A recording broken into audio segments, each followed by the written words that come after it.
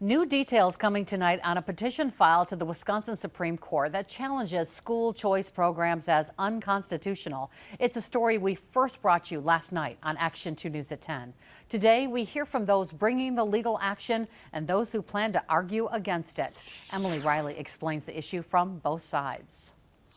The petition, filed on behalf of taxpayers and funded by the Minocqua Brewing Company's Super PAC, says the private voucher school program is devastating to Wisconsin's public schools. The state makes an aid payment for each student using a school choice program, taking that money from public school funds. This last year, going into the 23-24 school year, but the value of vouchers is going up about 25%.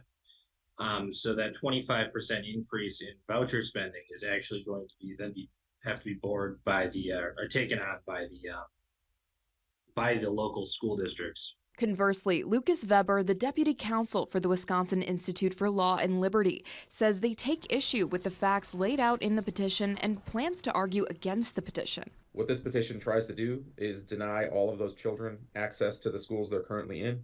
And deny those families the choice of where to send their kids. He says an end to school choice would disrupt the education of 55,000 students in the state. I think the bottom line is school choice works.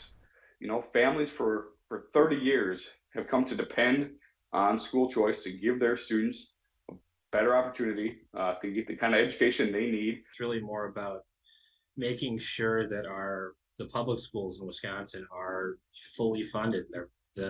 Their funding isn't being drained by voucher schools. There's no word on when the state Supreme Court might announce if it's taking the case. In Green Bay, Emily Riley, Action 2 News.